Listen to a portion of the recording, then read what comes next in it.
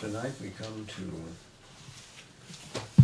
the 5th chapter in the Life Divine, published in December of 1914.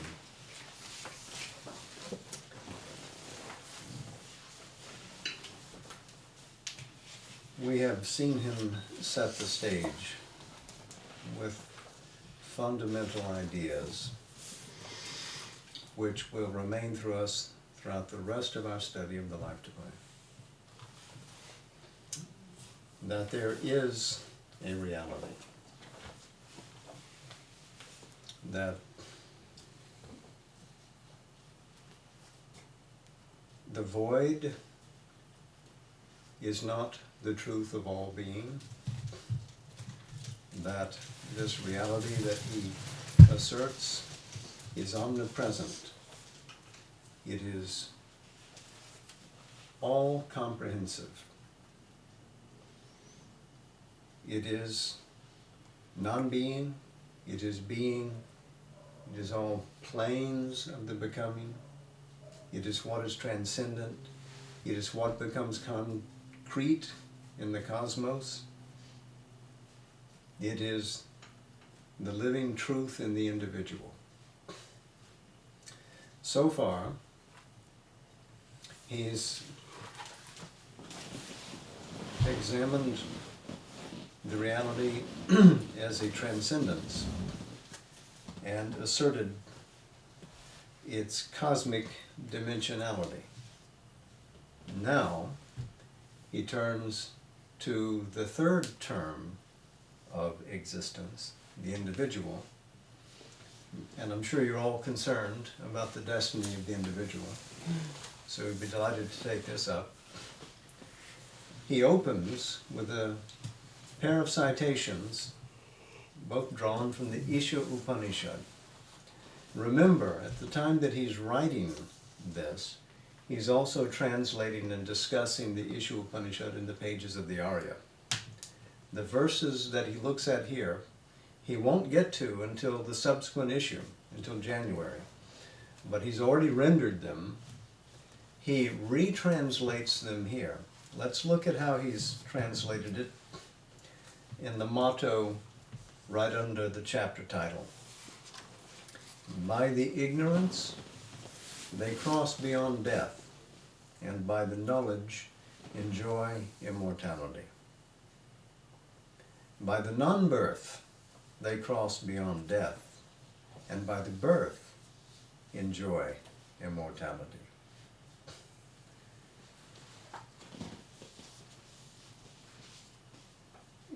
He's done this a little differently in his translation, which has already appeared in the pages of the Arya.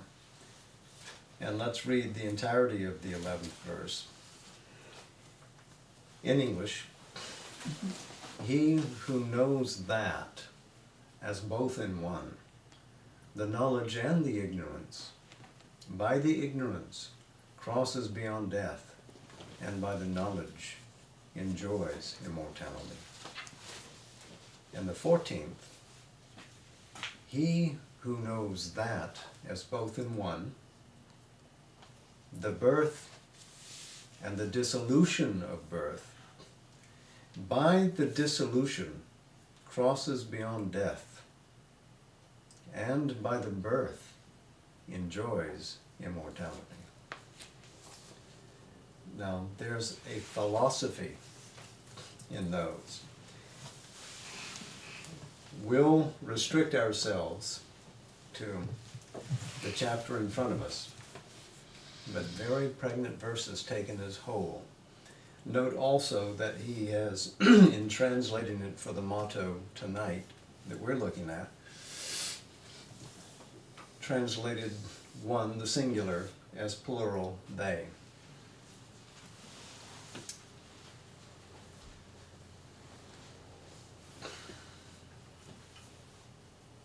So now we begin with a summary statement that opens the chapter. And let's remember, too, that Sri Aurobindo was writing a journal So every month, when he starts a new chapter, he has to take something from the previous argument and put it before us in somewhat different language, more tightly constructed, so as to present the gist to us so that we know where we are in the thread of the thing. So this restates what we've already looked at earlier. And of course, the idea of the omnipresent reality goes back to how Sri Aurobindo titled the first book, that is to say the first 28 chapters of the Life Divine, when it was released in 1939 after his accident, when it appeared as a book for the first time. So here we go again. An omnipresent reality is the truth of all life and existence, whether absolute or relative, whether corporeal or incorporeal, whether animate or inanimate, whether intelligent or unintelligent. And in all its infinitely varying and even constantly opposed self-expressions, from the contradictions nearest to our ordinary experience to those remotest antinomies which lose themselves on the verges of the ineffable, the reality is one and not a sum or concourse.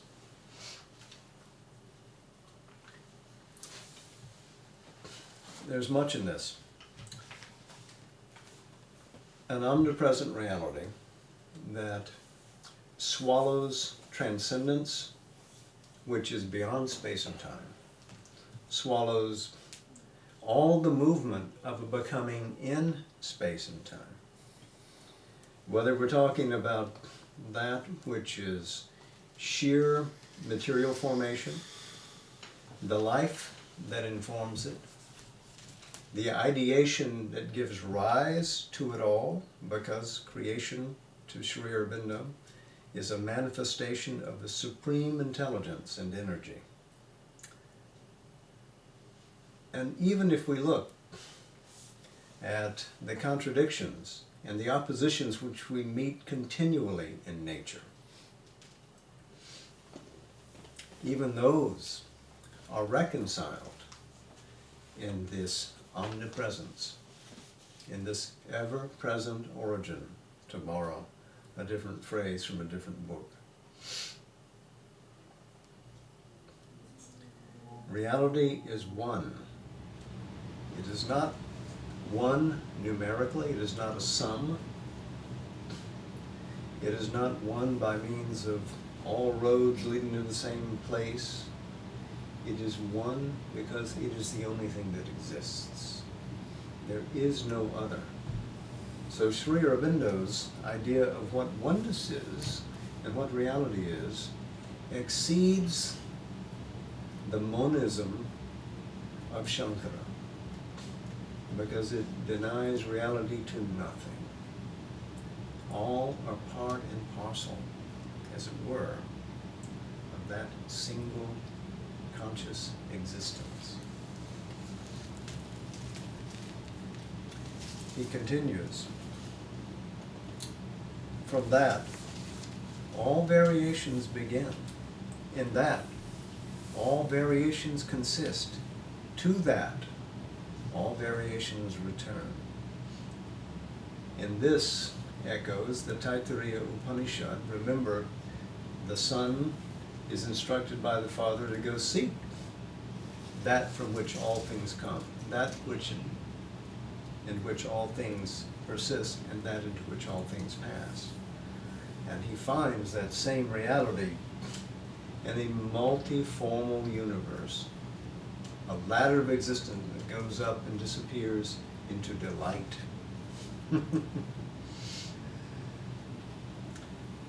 All affirmations are denied only to lead to a wider affirmation of the same reality.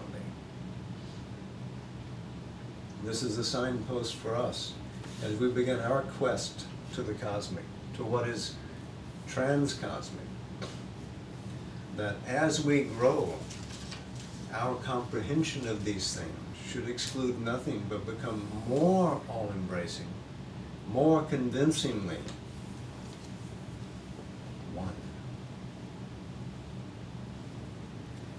All antinomies confront each other in order to recognize one truth in their opposed aspects and embrace, by the way of conflict, their mutual unity. Brahman is the Alpha and the Omega. Brahman is the one besides whom there is nothing else existent. The Alpha and the Omega, the first and the last letters of the alphabet, the original Greek alphabet from which alphabet comes. Interesting that he would use that here, because Brahman is that which is the spoken reality. When the Supreme speaks, Brahman is the speech. Brahman is the head of all society, because it is that in which the sacred word resides. The word creates. This will have echoes to some of you, I think. As we've noted before, in Judaism, in the Kabbalah, in Christianity, the Logos, that, and in the Tantra, Vak. This is the beginning of reality. The beginning and the end, Sri Aurobindo insists, it is both Alpha and Omega. The world is spoken by that great speech. The world is taken back in. That breath which gave it life is that breath which is taken back in. It is inhaled, it is exhaled. The universe comes, the universe goes. But always Brahman is one. Brahman is the one besides whom there is nothing else existent. So, let's continue with the next paragraph. But this unity is in its nature indefinable. When we seek to envisage it by the mind, we are compelled to proceed through an infinite series of conceptions and experiences. And yet in the end, we are obliged to negate our largest conceptions, our most comprehensive experiences, in order to affirm that the reality exceeds all definitions. We arrive at the formula of the Indian sages, neti, neti. It is not this, it is not that. There is no experience by which we can limit it. There is no conception by which it can be defined. If you're looking for the citation for that, that is from the Brihadaranyaka Upanishad. Not this, not that.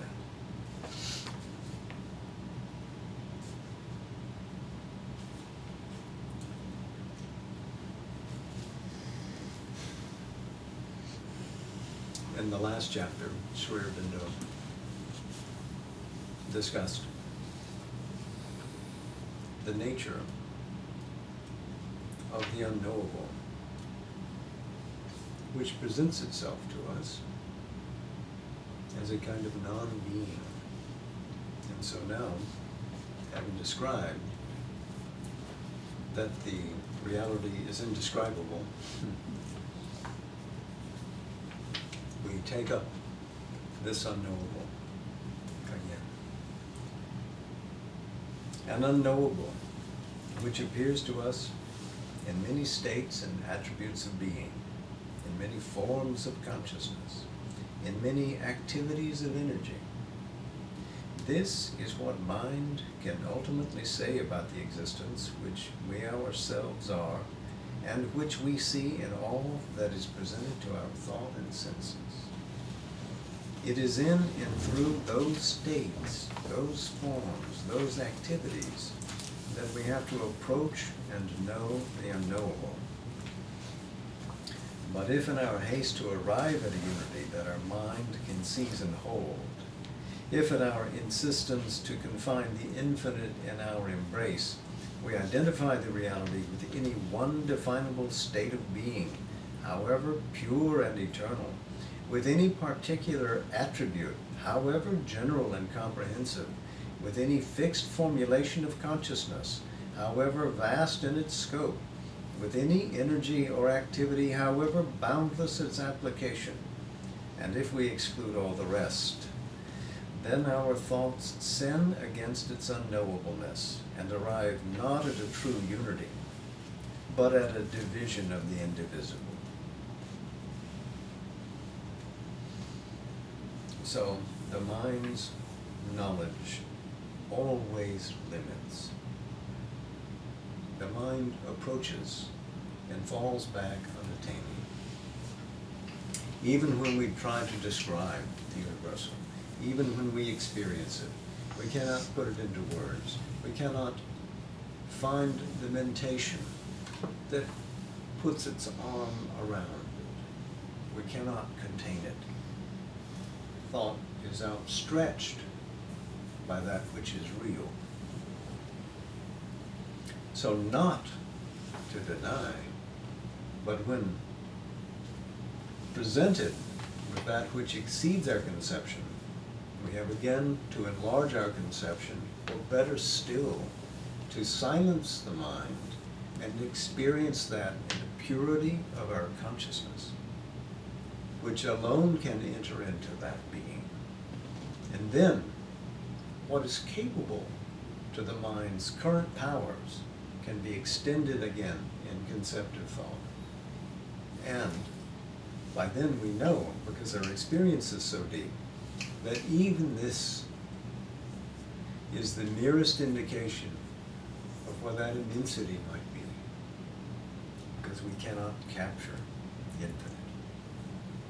It is all exceeding. It has intrinsic to it a power of freedom from its manifestation, even as it has the freedom to manifest. Both to become and to restrain its being in its unutterable transcendence belong to it. So strongly was this truth perceived in the ancient times, writes Sri Aurobindo, that the Vedantic seers, even after they had arrived at the crowning idea, the convincing experience of Satchit Ananda as the highest positive expression of the reality to our consciousness, erected in their speculations or went on in their perceptions to an asat, a non-being beyond, which is not the ultimate existence, the pure consciousness, the infinite bliss of which all our experiences are the expression or the deformation. Let's pause and remember that Satchit Ananda is Sat, which means existence, pure being. Chit, which means consciousness. Sri Aurobindo will later come to identify it with consciousness power, consciousness force. And Ananda, which means bliss. Sat Chit Ananda. Now here it's been transliterated in this way, which we can get used to seeing. Satchit Ananda is a formulation which does not occur in the Upanishads. We only meet it later in the Brahma Sutras. That's where it is first used. Although formulations close to this do appear in some of the Upanishads, like the Taittiriya.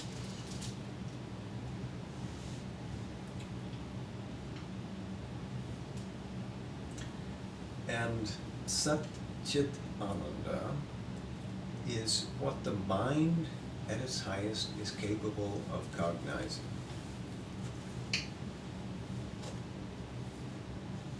It is the positive expression of being. But remember, Sri Aurobindo has been long in deliberation, to bring into the equation of this omnipresent reality the possibility that there is something beyond even that positive being, that there is an asat and a sat. If sat is the ground in which Satchit Ananda expresses itself, then asat would be that unknowable behind, not a negation of all being, but that transcendence, that freedom, that the unknowable that always contains within itself, not to manifest, to exceed, so that even the infinite expression of Satchit Ananda does not exhaust what that unknowable reality might be.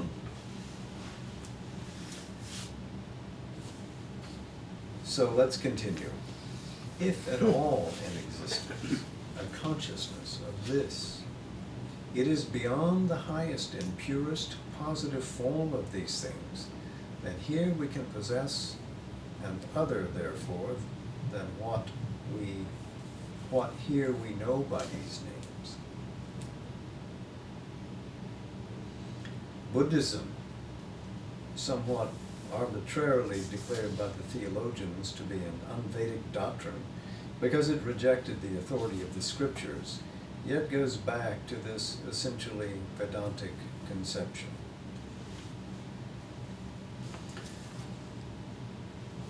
Well, again, this is rather a Mahayanist interpretation of Buddhism. We can say certainly that Buddhism not only rejected the Veda, but rejected the central idea of the Veda, that the sacrifice, the yajna, had meaning and could deliver the soul to an ultimate good. So the tradition of India in seeing that Buddhism was an orthodox school of wisdom, certainly well-founded.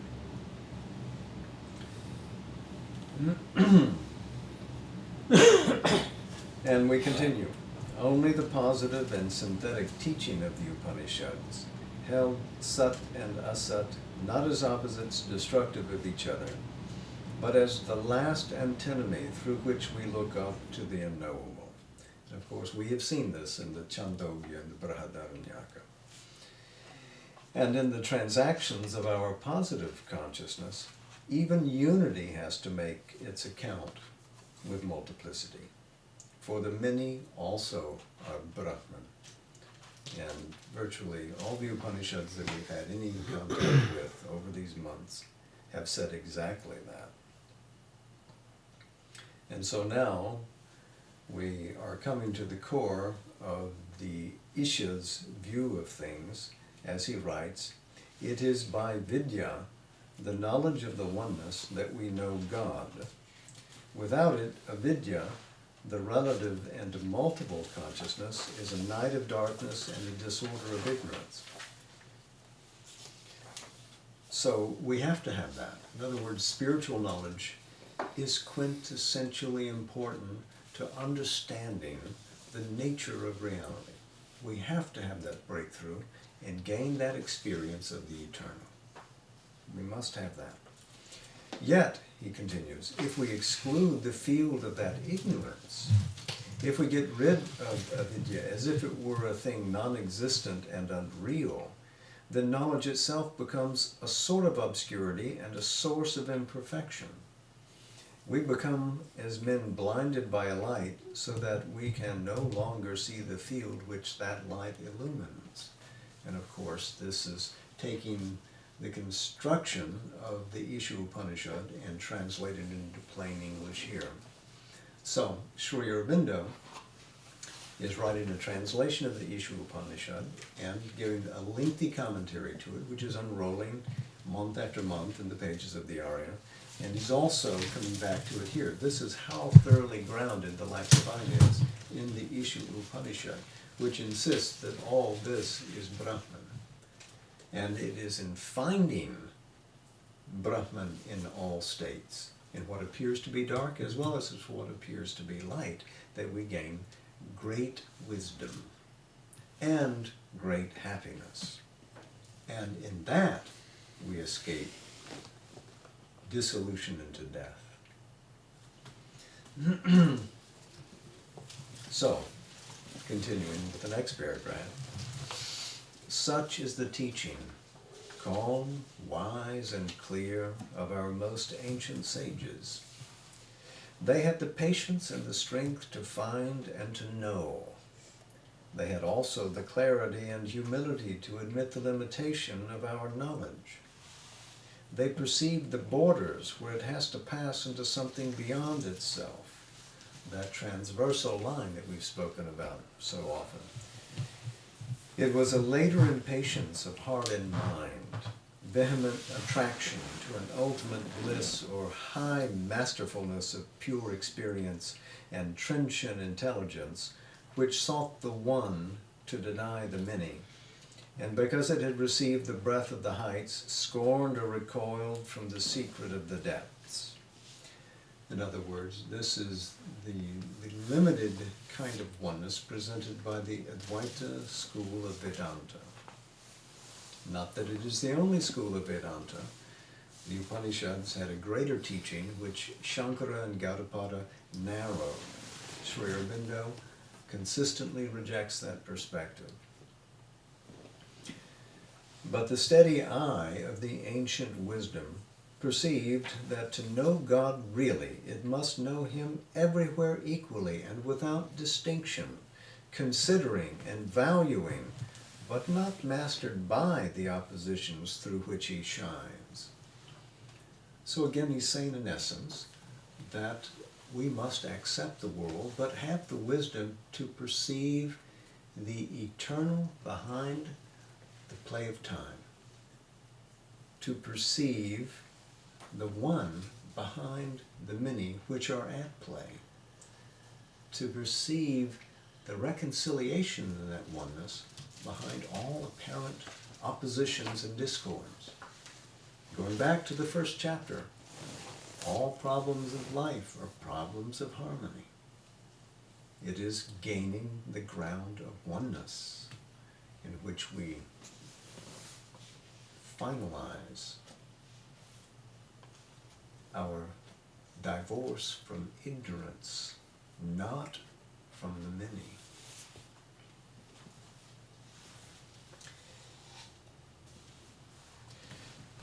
So Sri Aurobindo in the next paragraph writes, "We will put aside then the trenchant distinctions of a partial logic which declares that because the one is the reality, the many are an illusion, and because the absolute is Sat, the one existence, the relative, is Asat and non-existent. If in the many we pursue insistently the one, it is to return with the benediction and the revelation of the one confirming itself in the many." Wonderful sentence.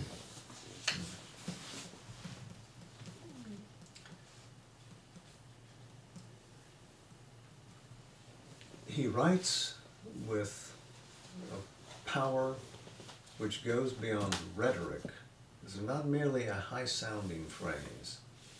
We feel the reverberations of truth in this because it is true to his experience.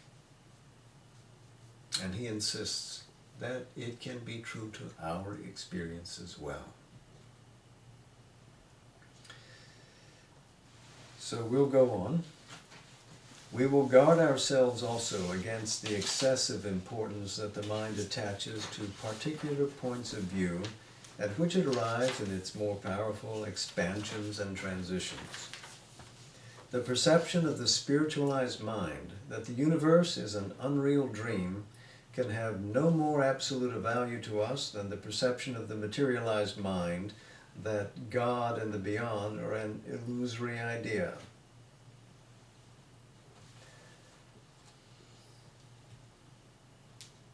Sri Aurobindo will not be confined to either camp. And, in a way, we are back to the beginning, aren't we? This is his initial argument. In the one case, the mind, habituated only to the evidence of the senses, and associating reality with corporeal fact, is either unaccustomed to use other means of knowledge or unable to extend the notion of reality to a supraphysical experience. And thus, the lapse of materialism as being ultimately useful to the soul, or shall we say exclusively useful to the soul. In the other case, the same mind, passing beyond to the overwhelming experience of an incorporeal reality, simply transfers the same inability and the same consequent sense of dream or hallucination to the experience of the senses. So, an equal error. But we perceive also the truth, that these two conceptions disfigure. It is true that for this world of form in which we are set for our self-realization, nothing is entirely valid until it has possessed itself of our physical consciousness and manifested on the lowest levels in harmony with its manifestation on the highest summits. So, however high we go in our movement of transcendence, once we have captured that consciousness or been captured by it, we must return with it into the sinews, into the bones of the earth, and made it material here for it really to count, until we have given it material form. In other words, until we have made it part of the evolutionary process. We have not finished our work, and we cannot claim victory. It would be premature.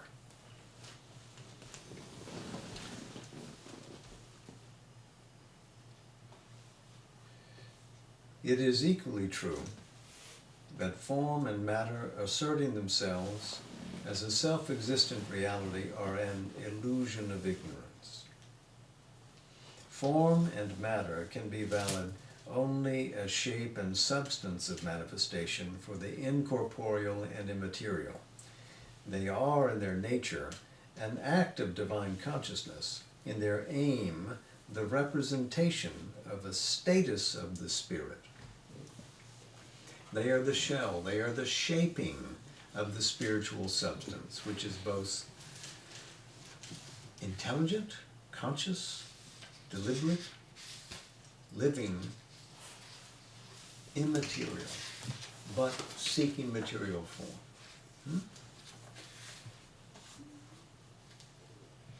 So they have validity to that extent, but absent the presence of that spiritual stuff, they are void.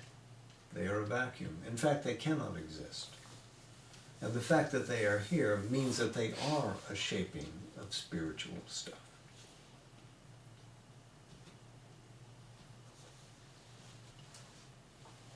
So Sri Aurobindo continues in the next paragraph.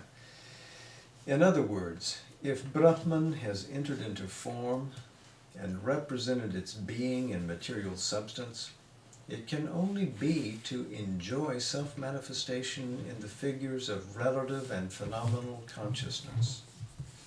It is an intentional play of delight. Brahman has left infinity and become finite to enjoy itself. Brahman is in this world to represent itself in the values of life. Life exists in Brahman in order to discover Brahman in itself. So there's an implied purpose and a value merely in being here in this manifestation, which must reveal itself in the developing play of the cosmos. And next, this important sentence.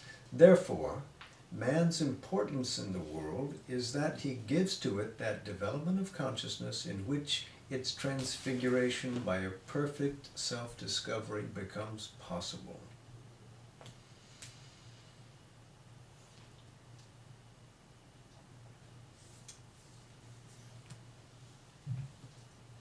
It is a linchpin in the cosmic working that is the place which the human holds.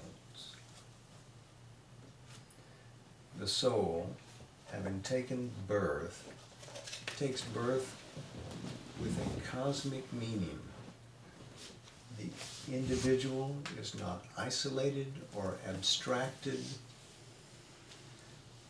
from the universe as a whole. Its meaning and purpose is bound up with the lattice work of it all. And as it works for its own greater knowledge, for its own release from bondage, for its emergence from ignorance into light, so too it works on behalf of the cosmos as a whole and for all its fellows. It is the widest community that benefits from the liberation of the individual soul. And Sri Aurobindo will be saying this in a most powerful way in coming paragraphs.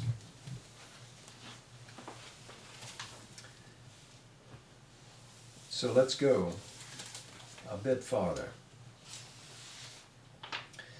But as in thought, so in life, the true rule of self-realization is a progressive comprehension. Brahman expresses itself in many successive forms of consciousness, successive in their relation even if coexistent in being or coeval in time. And life, in its self-unfolding, must also rise to ever new provinces of its own being.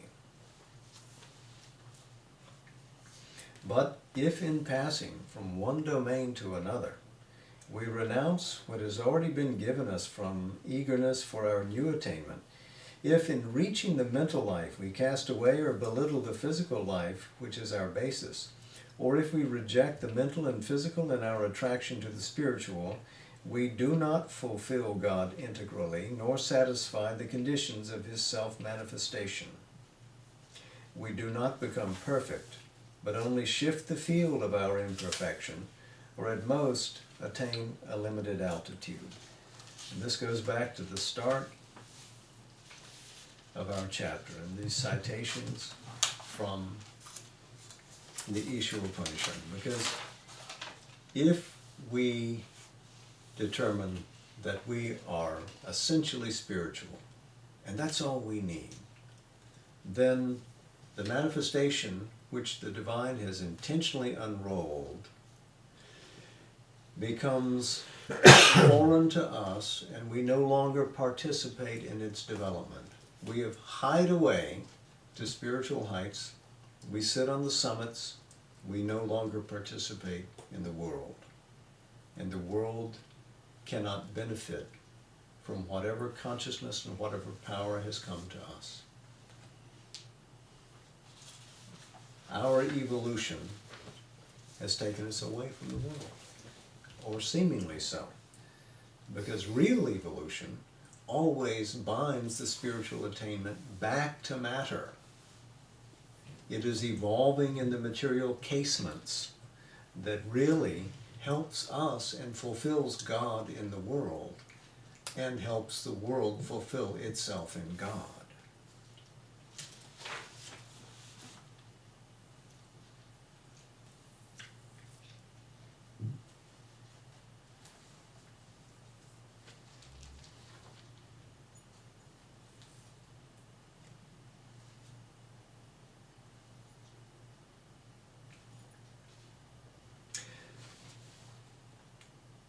So let me read that last sentence again. I think it's the last one we read. We do not become perfect, but only shift the field of our imperfection, or at most attain a limited altitude. However high we may climb, even though it be to the non-being itself, and here Sri Aurobindo refers to the unknowable absolute. We climb ill if we forget our base. not to abandon the lower to itself, but to transfigure it in the light of the higher to which we have attained, is true divinity of nature. Brahman is integral and unifies many states of consciousness at a time. We also, manifesting the nature of Brahman, should become integral and all-embracing. And you might want to place a star next to that. This also becomes axiomatic to Sri Aurobindo's view of things. And this idea of integrality, of course, is the watchword of his yoga, the integral yoga.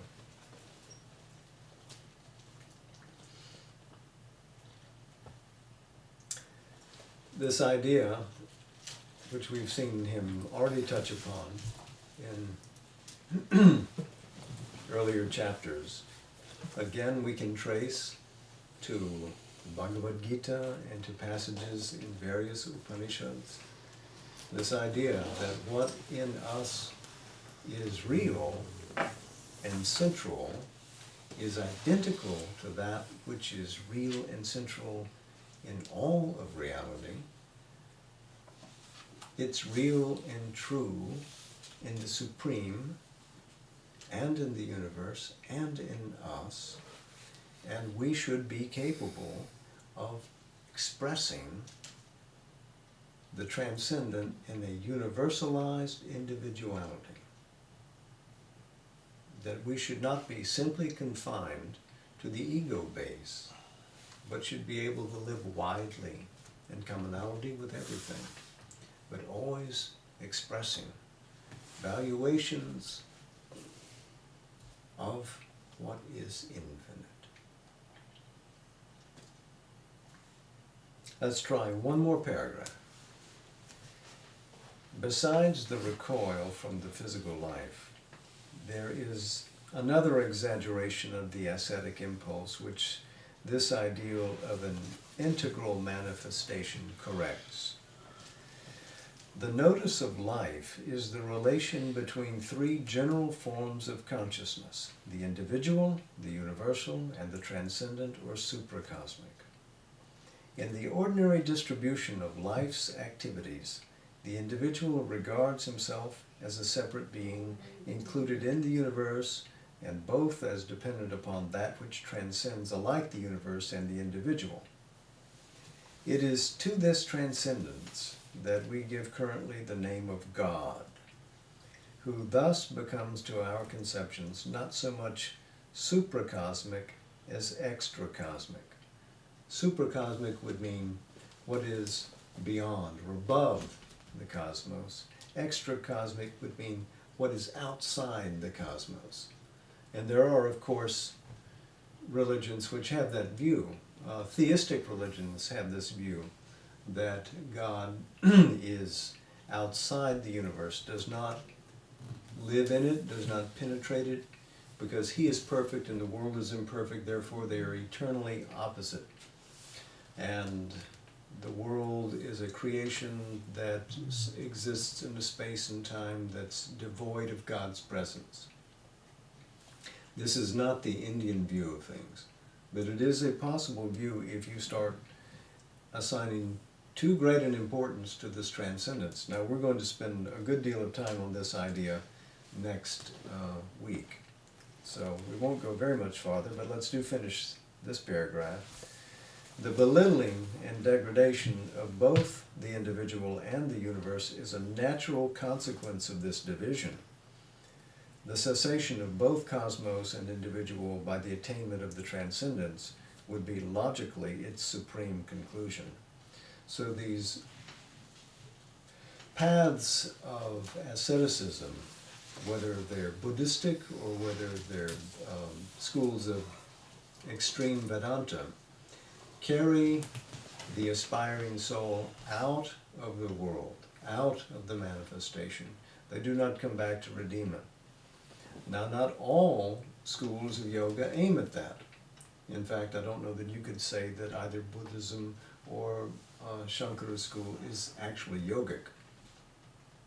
but they are spiritual schools. They certainly aim at and achieve enlightenment in various grades and scopes. But both, at least in their original intimations, insisted on leaving this plane of existence and going beyond. So I think this would be a good place to put our markers, and we'll take what remains of the chapter next week, the destiny of the individual. We've hardly begun to enter into the question of individuality yet, so stay tuned, as they say. May I answer any questions that you have?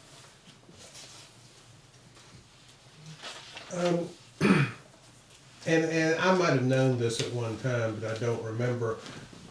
It seems odd to me, the transliteration of Satchidananda, the way that it's done, which seems to disguise the true meaning of it. And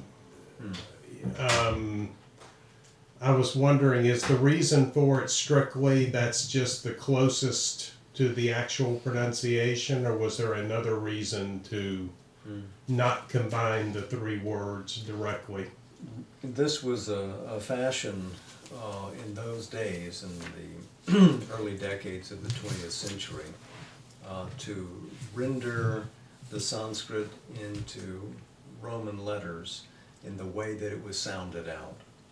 So yes, SAT became SACH, because when you say Satchitananda, you know, it all rolls together. Right.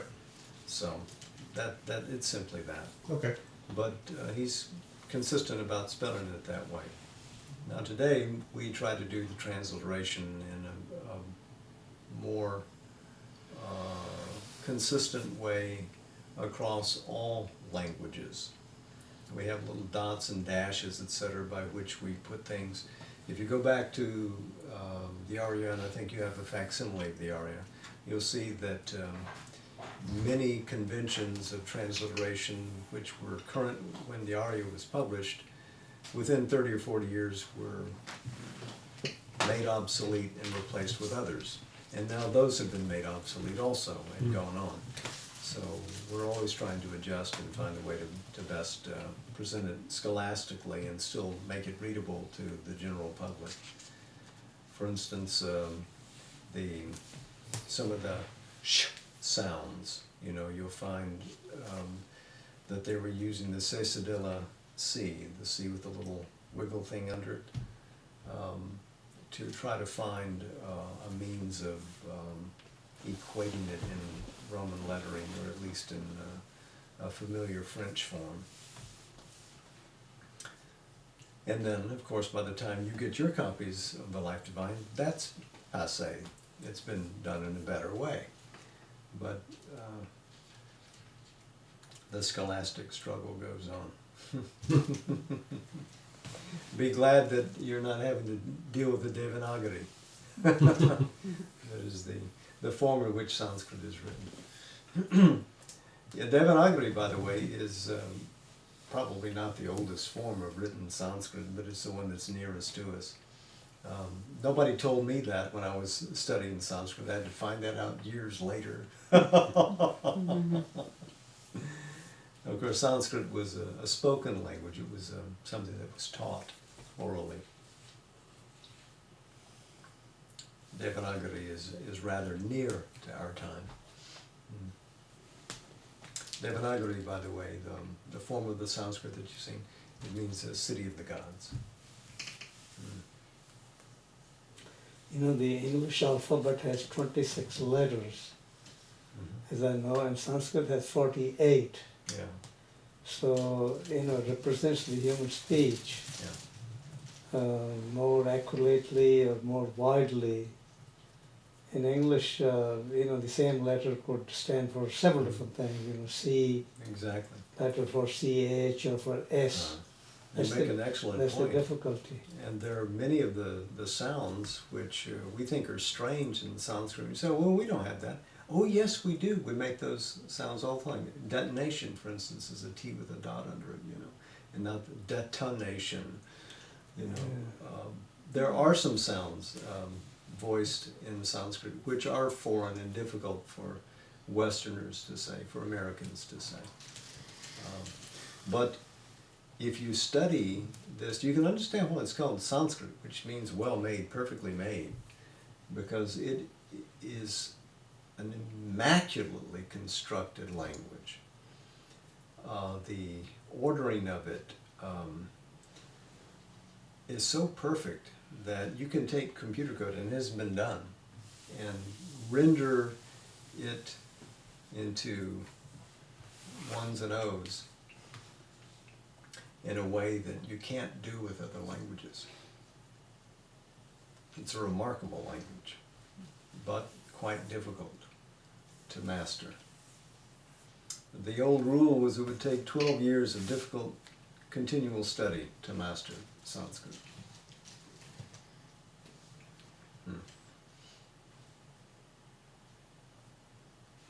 So we won't be dealing with Sanskrit very often, but sometimes we'll come upon it, and then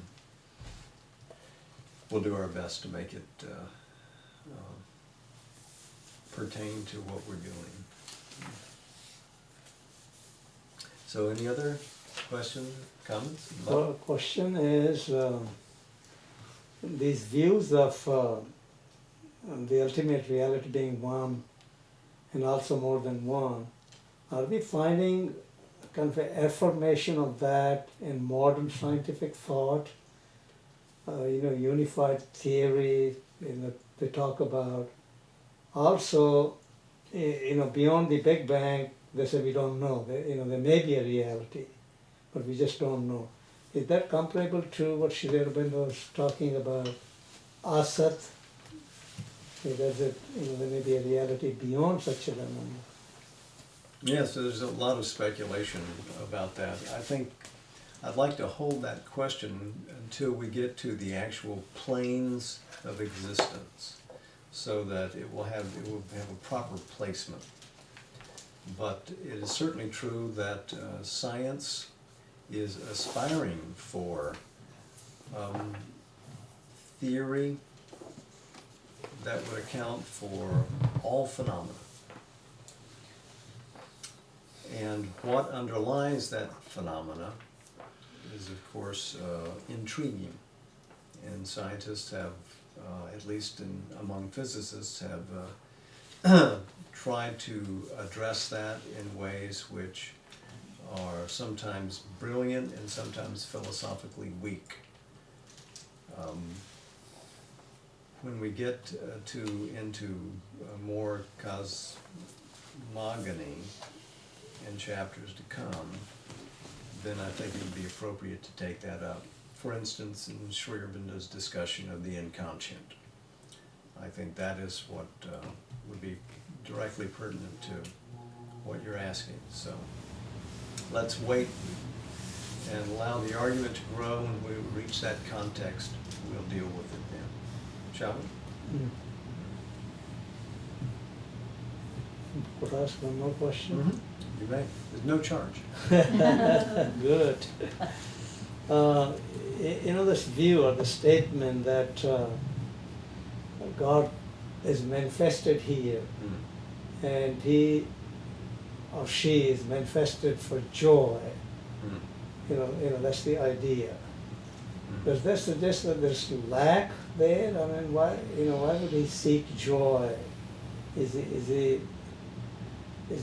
there deficiency there? Why not just be rather than seeking joy? Well, we've already seen in the Upanishad that says he was alone in his oneness and said, "Let me become many." Just an idea. So entered into it and is having fun with it. So that's terrible of me to say he's having fun with it, because there's much that's going on in the world which obviously is not fun, but it's a manifold expression of being going through its infinite grades and valuing all possible experiences and deriving the rasa from it and finding that delight underlies it all, which it knew to be true at the beginning. And it became its opposite so as to sound out that truth, but from the beginning of a tremendous mystery. And then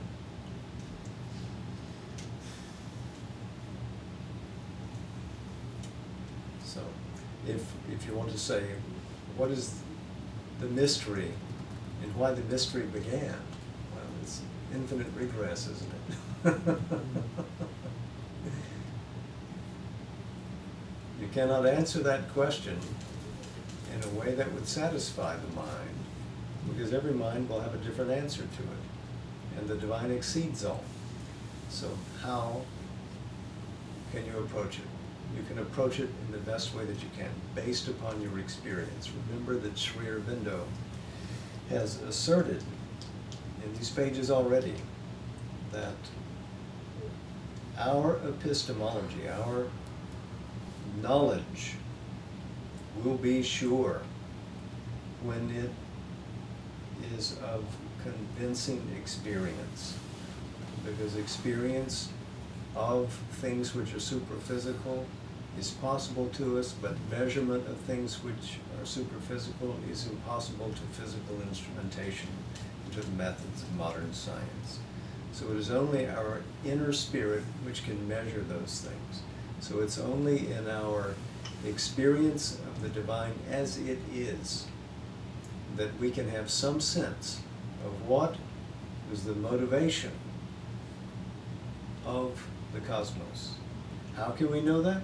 Because the cosmos is continually recreated. It wasn't created once in some bygone year, some epoch which is uncountably far back, but must be continually recreated. The manifestation is always going on. So there's an ever-present origin, to borrow the phrase from Jean Gebser. That moment of manifestation is ever with us. Even if there was some period of time, it is still continuous. So always that thrill of the delight that the divine had in manifesting is within our conscious grasp. We can enter into it. We may not be able to contain it, but we can enter into it and feel what it is. And coming back from that mystic experience, give expression and say, it is like this is why. Well, it'll be true to our experience. As far as we can go, we can say, this is what I have. So we have to have humility. And say, yes, that is real to me, I know it, but I don't know it all. This is the Kena Upanishad. You say, how do you know this is real? Well, it is, I cannot know it, but it is not unknown to me. In other words, I cannot know it as an object, but I have experienced it. See, that's the sign of a real sage, to be able to say that. You become one with that, that doesn't mean you are it. Huh? You're one with it. You realize that it is, that only that exists. Only that exists. Your experience of it continually grows. Even if it continually grows, even if your experience of it infinitely grows, the infinite is still beyond you. You cannot exhaust it. Am I making sense? That's too bad.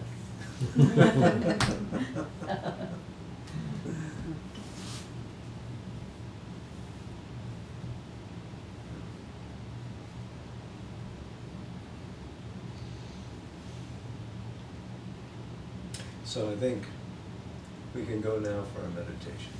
Thank you for being with us tonight. Namaste. Jai Namaste. And to all of our friends